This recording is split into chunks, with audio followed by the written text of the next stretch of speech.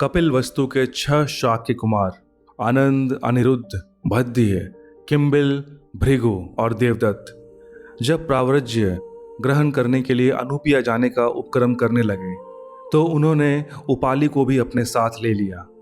उपाली जाति से नाई था और उसके परिवार में शाक्य राजवंश की सेवा ही मुख्य नियोजन था। उसका जन्म भी कपिल वस्तु में ही हुआ था। वह इन राजकुमारों की सेवा टहल करते हुए ही बड़ा हुआ था। वह उनके क्रोधी और घमंडी स्वभाव से भली भांति परिचित था, किंतु यह एक अलग ही अवसर था। जब वे सीमांत पर पहुंच गए तो शाक्य कुमारों ने अपने साथ चल रहे दल बल से विदा ली। सब के सब वापस चले गए तो उन्होंने अपनी मुख्य यात्रा आरंभ की। वे आराम से चल रहे थे। उनके उद्देश्य की गरिमा और पावनता उनमें अथाह उमंग भर रही थी। उनका ध्यान बस अपने गंतव्य और मंतव्य की ओर था। उनके मन में और कुछ नहीं था। वे एकाग्र थे। शाक्य कुमारों के लिए यह हर्ष और गर्व का विषय था कि उनके ही कुल के सिद्धार्थ गौतम ने बोधि प्राप्त कर ली थी और अब वे बुद्ध हो गए थे। बुद्ध ने मानवता की मुक्ति के लिए अपने सद्धर्म की स्थापना कर दी थी। छोटे बड़े सभी लोग उनसे प्रभावित होकर उनकी शरण में आ रहे थे। शाक्य कुमारों का प्रयोजन भी यही था। वे बुद्ध शासन में प्रवर्जित होकर अपना जीवन सार्थक करना चाहते थे। उनकी यही चाहत उन्हें अनुपिया की ओर ले जा रही थी, जहां बुद्ध उस समय विहार कर रहे थे। अनुपिया पहुंचने से पहले उन्होंने अपने संकल्प और अपनी उपस्थिति को टटोला। अच्छा ही हुआ उनका ध्यान अपनी वेशभूषा पर गया। ये तड़क भड़क, ये चटकीले वस्त्र, ये मूल्यवान वस्त्र, कहाँ जा रहे थे वे ये सब पहनकर? किसी राजसी उत्सव या समारोह में? यह सन्यास है। क्या बुद्ध के समक्ष ऐसे ही निवेदन करेंगे वे? शाक्य कुमारों को लज्जा की अनुभूति हुई। यदि इस सांसारिकता से ही लिपटे रहना है तो कैसी प्रव्रज्या, कैसा गृह त्याग। उन्होंने आगे की नीति पर विचार किया, चिंतन किया कि उपयुक्त क्या रहेगा।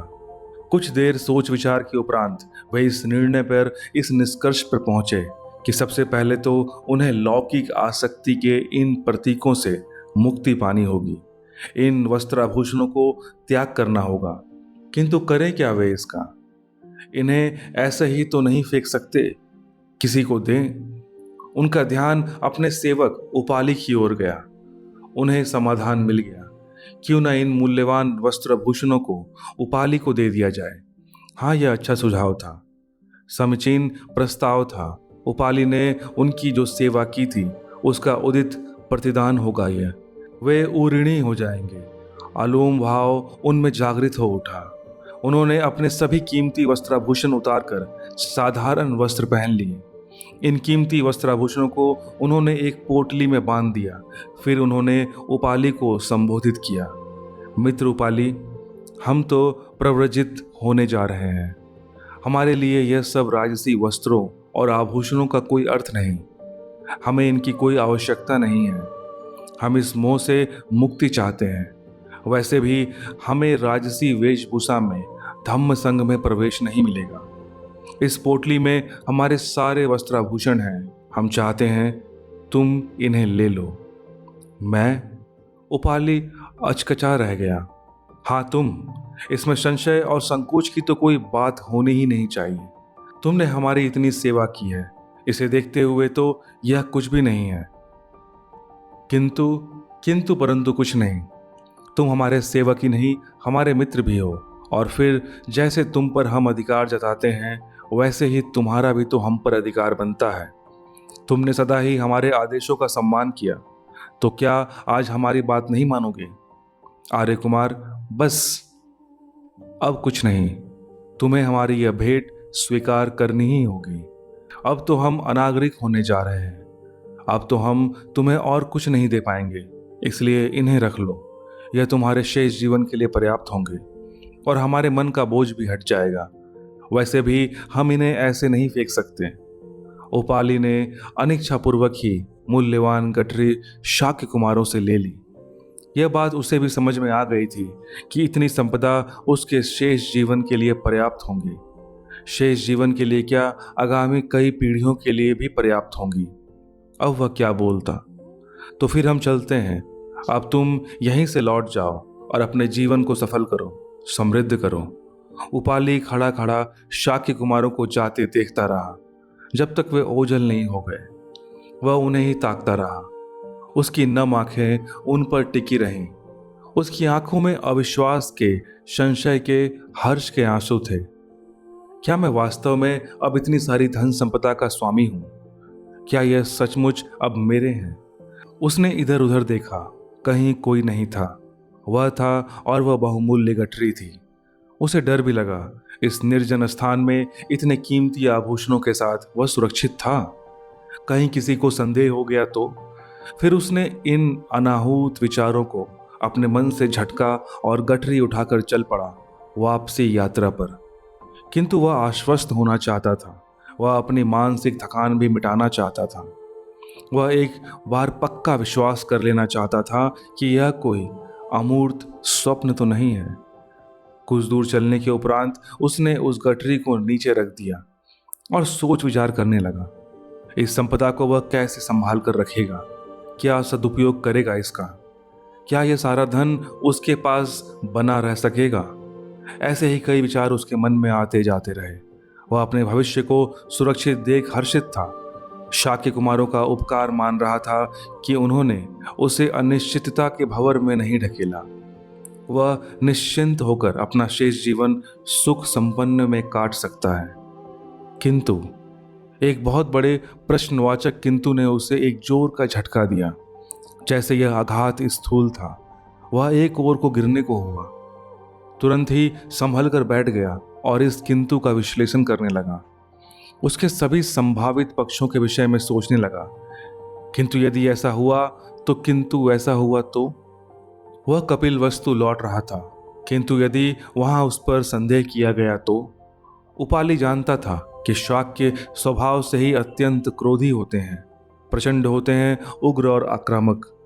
यदि शाक्यों ने यह मान लिया कि उपाली ने कुमारों का घात करके उसकी सारी धन संपदा लूट ली है, यदि ऐसा हो गया तो वे तो सत्य का पता लगाने का भी कष्ट नहीं करेंगे, सत्यापन का प्रतीक्षा भी नहीं करेंगे। वे तो आपा खो देंगे। इसका सीधा सीधा परिणाम यह होगा, उसे अपनी जान से ही हाथ धोना पड़ेगा। न बाबा न, जान है तो जहान है। अपना यही सादा जीवन सही है। रूखी सूखी खाकर भी निशंक तो रहूंगा, कोई खटका तो नहीं रहेगा। उपाली ने खूब सोच विचार कर तय किया कि वह इस भय की गठरी से अपना पीछा छुड़ाएगा। इस जोखिम को जानते बूझते अपने गले लगाना कहाँ की बुद्धिमानी है, और उसने निर्णय ले लिया। वह एक झटके से उठ बैठा। उसने वह पोटली उठाई और उसे एक वृक्ष पर टांग दिया। अब जो चाहे इस अकूत संपत्ति को ले जाए। वह भार मुक्त हुआ। वह आगे बढ़ चला, किंतु एक बार फिर उसे रुक जाना पड़ा। अब तो बात उसके मन में आई। वह अद्भुत थी। पहले उसने क्यों नहीं सोचा यह? पहले उसका ध्यान इस ओर क्यों नहीं गया? शाक्य कुमारों ने इतनी सारी संपदा इतनी आसानी से क्यों छोड़ दी? वे तो वैभव में पले बड़े थे। धन को इतनी उदासीनता से अपने से विलग कर देना उनके स्वभाव में नहीं था। वे तो संपन्नता प्रदर्शन करने में अपनी शान समझते थे। तो अब क्या हुआ? सहसा यह परिवर्तन क्यों? यह वैराग्य मेल नहीं खाता उनके व्यक्तित्व से, उनके स्वभाव से। और मनन करने पर उसकी समझ में सब कुछ आ गया। बुद्ध, हाँ, बुद्ध का ही प्रताप है ये। बुद्ध के लिए ही शाक्य कुमारों ने सर्वस्व त्याग दिया। वास्तव में यह शाक्य मुनि की महानता का साक्षात प्रमाण था।